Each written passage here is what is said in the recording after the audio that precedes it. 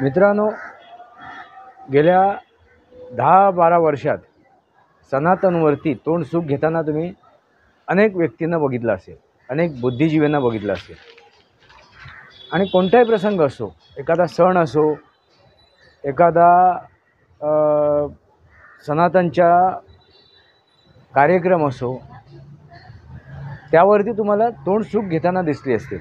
गिधाड त्यांना तिथे प्रेत दिसलीत, शव दिसलीत, डुकरांना चिखलच दिसला, भक्तगणांना तिथे देव दिसला.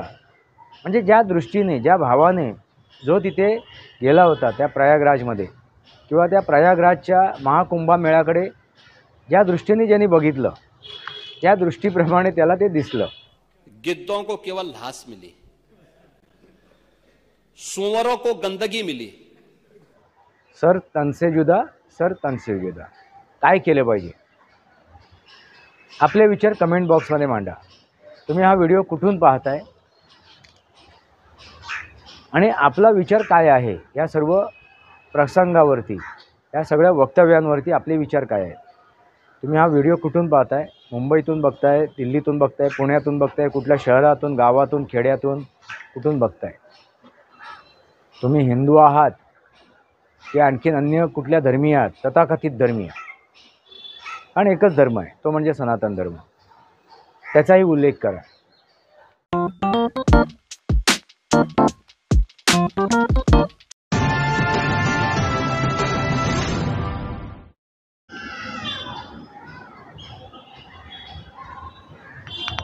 नमस्कार मित्रांनो, वास्तवावर बोलू काहीतरी या शृंखलेमध्ये पुन्हा एकदा आपलं स्वागत. मी आपला मित्र राजेश वासंती साबाजी गिळुसकर.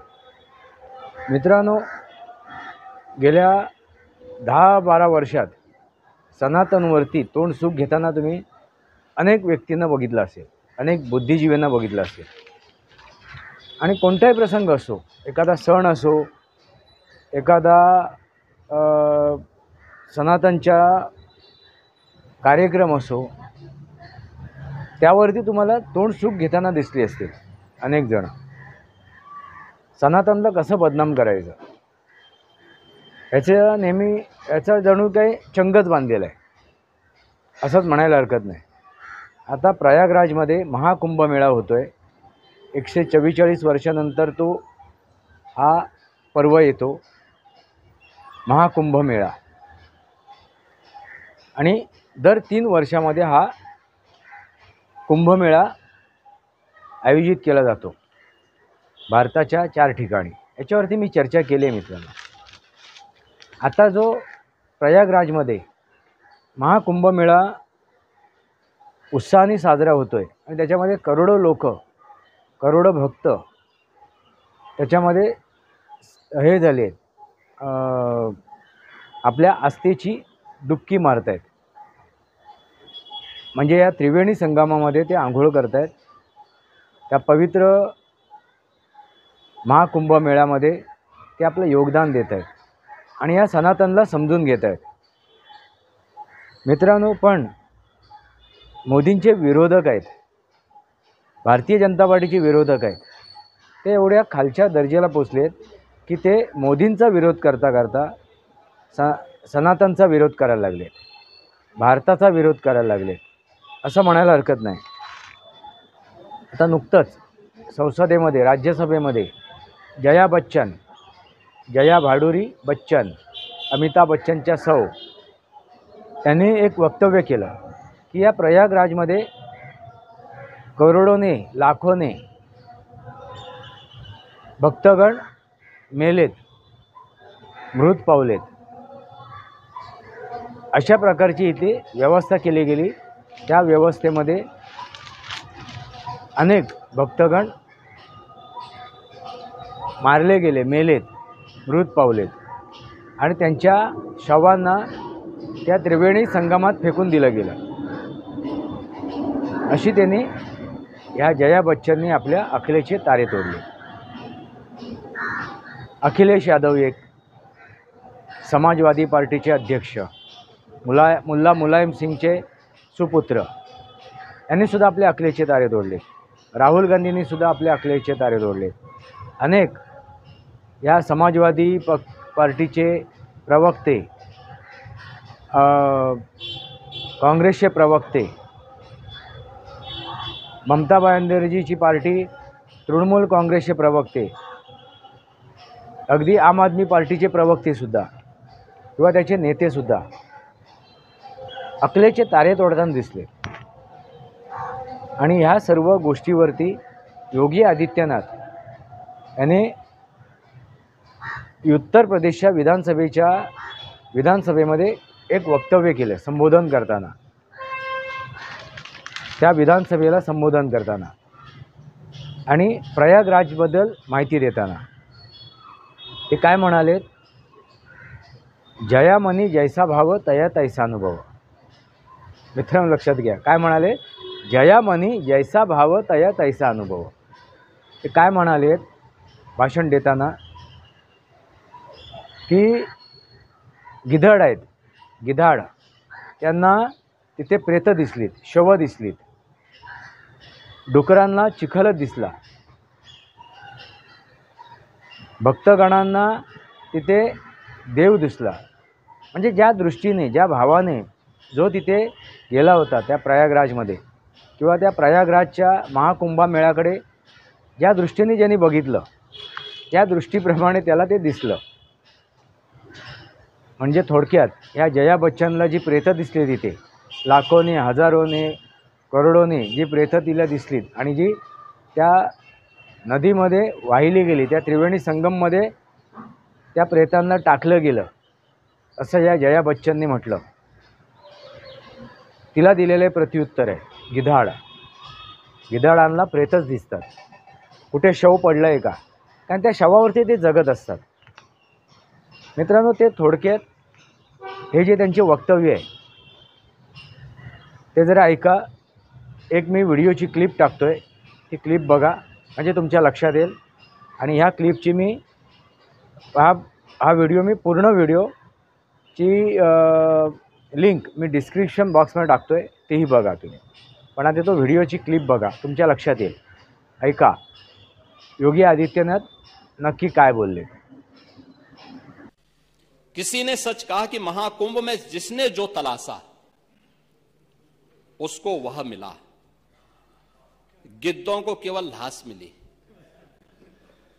सुअरों को गंदगी मिली, संवेदनशील लोगों को रिश्तों की खूबसूरत तस्वीर मिली, आस्थावानों को पुण्य मिला, सज्जनों को सज्जनता मिली, गरीबों को रोजगार मिला, अमीरों को धंधा मिला, श्रद्धालुओं को साफ सुथरी व्यवस्था मिली, पर्यटकों को अव्यवस्था मिली, सद्भावना वाले लोगों को जाति रहित व्यवस्था मिली, भक्तों को भगवान मिले. मतलब सबने अपने स्वभाव और चरित्र के अनुसार चीजों को देखा है. एक ही घाट पर सभी जातीय वर्ग के तीर्थयात्री स्नानार्थी बिना किसी भेदभाव के नहाते रहे. मित्रांनो, तुम्ही बघितली असाल की ऐकली असाल, काय वाटलं तुम्हाला ऐकून? त्याने वर्तमान जी परिस्थिती आहे ना त्याचं आख्यान केलं, ती तुमच्या समोर मांडली वास्तव परिस्थिती. ते काय म्हणाले की गिधाडांना काय दिसते, प्रेतं दिसत आहेत, डुकरांना काय चिखल दिसतोय. म्हणजे जयामनी जैसा भाव तया तैसा अनुभव.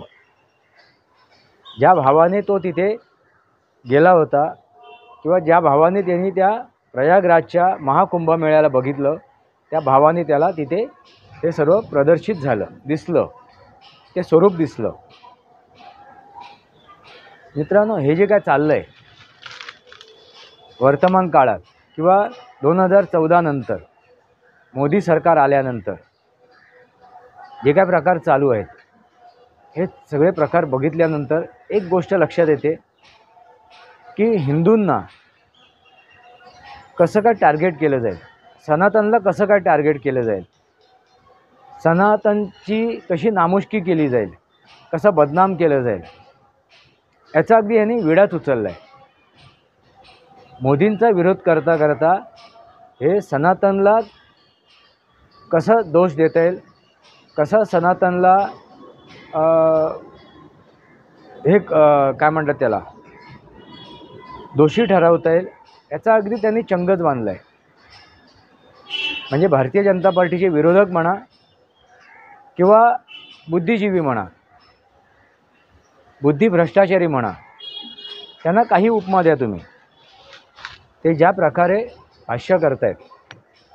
अगदी यापूर्वी स्टालिनचे पुत्र उदयनिधी यांनी तर सनातनला डेंग्यू मलेरिया म्हटलं होतं, एड्स म्हटलं होतं.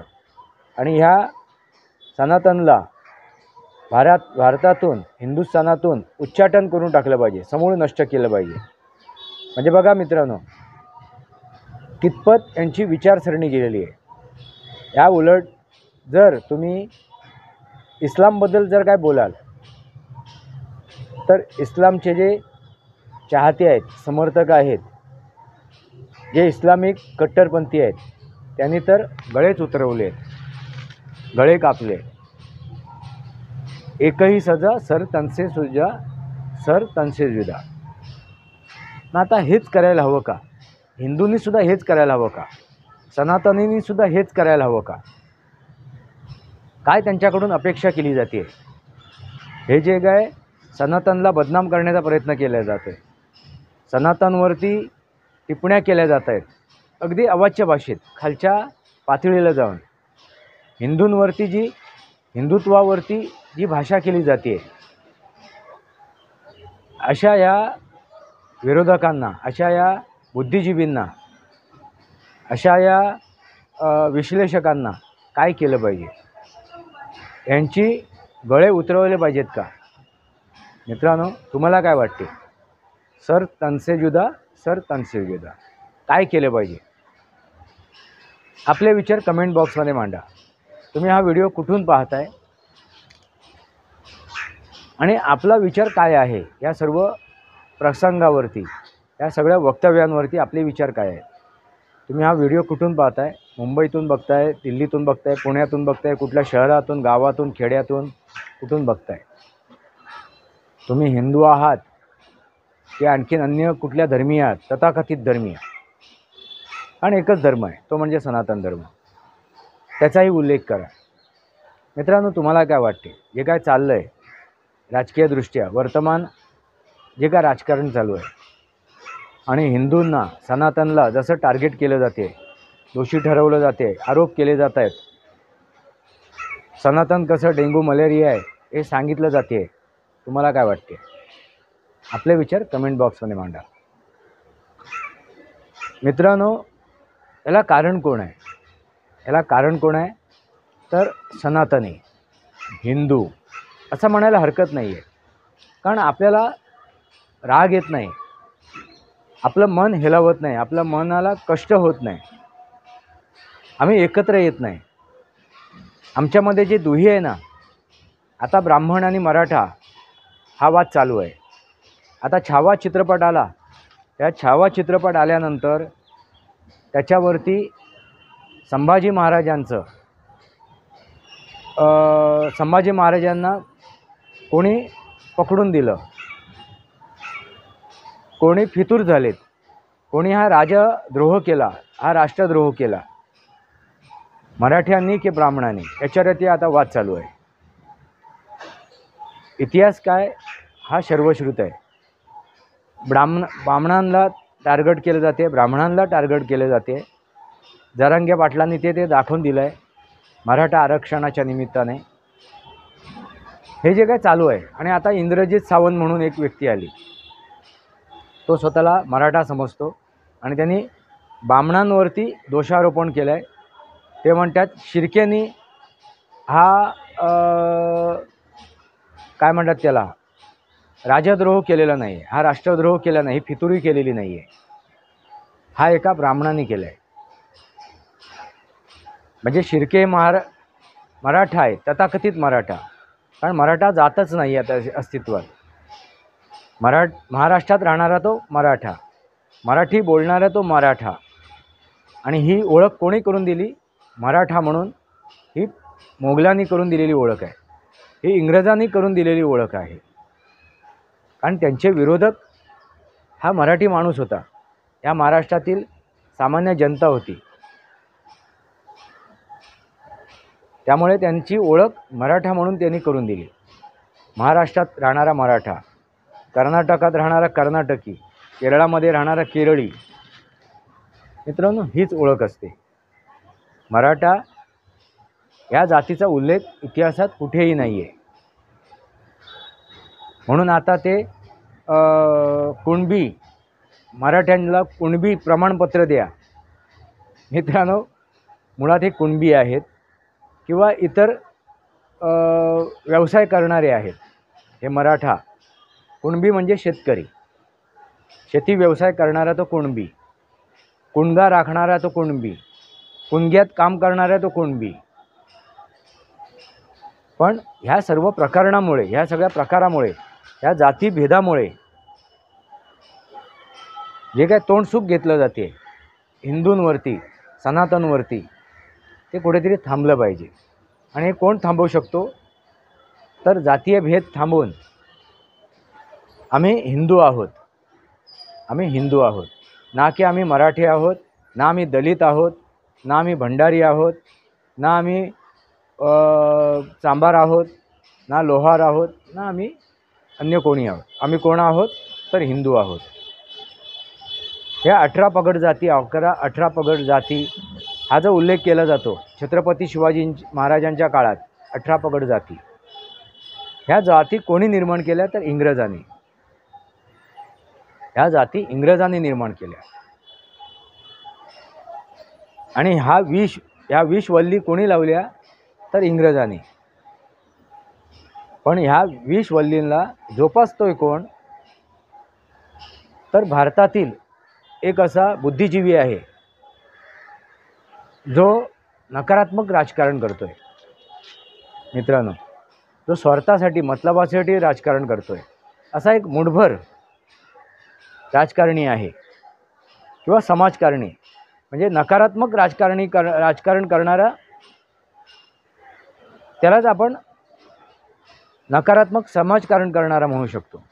कारण समाजकारण आणि राजकारण ही गोष्टच वेगळी नाही आहे. नकारात्मक राजकारण करून स्वतःचा फायदा उचलणारं, मतलब साधणारे म्हणजे नकारात्मक राजकारण करणारा. आणि सकारात्मक राजकारण करून जनतेचं, रयतेचं, समाजाचं भलं करणारा, त्याला आपण समाजकारण म्हणतो. म्हणजे राजकारण ही गोष्ट वेगळी नाही आहे. समाजकारण आणि राजकारण, जन्माला आल्यापासून प्रत्येक व्यक्ती, प्रत्येक जीव हा राजकारण करत असतो. स्वतःचं आयुष्य जगण्यासाठी, स्वतःचं प्रभुत्व दाखवण्यासाठी, स्वतःचं अस्तित्व टिकवण्यासाठी राजकारण करत असतो. मग ते राजकारण समाजाचं भल्याचं असेल तर आपण त्याला समाजकारण म्हणतो. मित्रांनो, लक्षात आलं का? नक्की काय चाललं आहे? ह्याला कारण काय आहे? आपण ह्या नेत्यांना, ह्या बुद्धिजीवींना, ह्या विश्लेषकांना दोष देण्यापेक्षा आपण हा दोष आपल्यात आहे हे समजून घेणं गरजेचं आहे. आम्ही जोपर्यंत एकत्र येत नाही, आम्ही एकसंध होत नाही आहे, एका विचारधारेमध्ये आपण एकमेकाला सामावून घेत नाही आहे, तोपर्यंत हे होतच राहणार. हे बुद्धिजीवी, ह्या इंद्रजित सावंतसारखे, या जरांगे पाटीलसारखे बुद्धिजीवी, बुद्धिभ्रष्ट, यांना बुद्धिजीवी म्हणता येणार नाही, बुद्धिभ्रष्ट जन्माला येणार. शरदचंद्रजी पवार यांच्यासारखे बुद्धिजीवी, बुद्धिभ्रष्टाचारी, ह्या आपले उद्धव ठाकरे, त्यांचे सुपुत्र आदित्य ठाकरे, हे अरविंद केजरीवाल, हे अखिलेश यादव, ममता बॅनर्जी यांच्यासारखे बुद्धिभ्रष्ट आपल्या बुद्धीचे, आपल्या अकलेचे तारे तोडून समाजामध्ये दुहीच निर्माण करणार आणि आपल्या पोळ्या भाजणार. मित्रांनो, हा जरांगे पाटील कुठून आणि कधी जन्माला आला? 2019मध्ये या महाविकास आघाडीचं सरकार आलं, त्यावेळी हा कुठल्या बिळात छपला होता, कुठल्या बिळात लपला होता? त्यावेळी त्याला मराठ्यांची हे नाही वाटलं का, तळमळ वाटली नाही का? मग कुठल्या बिळात होता? मग 2.5 वर्षानंतर ज्यावेळी देवेंद्र फडणवीस आणि एकनाथ शिंदे यांनी युती करून ज्यावेळी सरकार स्थापन झालं त्यावेळी हा एका बिळातून बाहेर पडला आणि एका पत्र्याच्या खोलीत राहणारा हा जरांगे पाटील हा एका रातोरात एक मराठ्यांचा नेता बनला. मित्रांनो, ही सामान्य गोष्ट नाही आहे, ही समजण्यासारखी गोष्ट आहे. आणि त्याच्या मागे जे आता समर्थक आहेत ना त्यांचाही मतलब तोच आहे, त्यांनाही तेच स्वार्थ साधायचं आहे. आपलं काय राजकीय अस्तित्व निर्माण होते आहे का? आपल्याला काय राजकीय पाठबळ मिळते आहे का? राजकीय वरदहस्त आपल्याला मिळतो आहे का? ह्यासाठी हे जरांग्याच्या मागे ते मुठभर त्याचे समर्थक आपल्याला पाहायला मिळते. ते मलाही येऊन शिव्या घालतात. माझ्याही व्हिडिओना ह्या ब्लॉगला ते आपल्या कमेंटनी ते पान खाऊन कसा थुंकतात तसं येऊन ते थुंकून जातात. मित्रांनो, ह्या वृत्त्या संपणार नाहीत, नष्ट होणार नाहीत. रामराज्यामध्ये सुद्धा असे बुद्धिजीवी होते, अशा व्यक्ती होते. मग हे तर काय आहे, कलियुग आहे. त्रेतायुगामध्ये होतं, सतयुगामध्ये सुद्धा एक असा हिरण्यकशिपू होता सतयुगामध्ये. मग हे तर कलियुग आहे. मग अशा हिरण्यकशिपू किती असतील या कलियुगामध्ये? विचार करा मित्रांनो. तुम्हाला काय वाटते? आपले विचार कमेंट बॉक्समध्ये मांडा. वास्तवावर बोलू काहीतरी शृंखलेला सबस्क्राईब करा, बेल आयकॉन दाबा. माझे विचार पडत असेल लाईक करा. आपले विचार कमेंट बॉक्समध्ये मांडा. तुर्तास इतकंच. भारत माता की जय. वंदे मातरम. जय भारत, जय महाराष्ट्र, जय सनातन.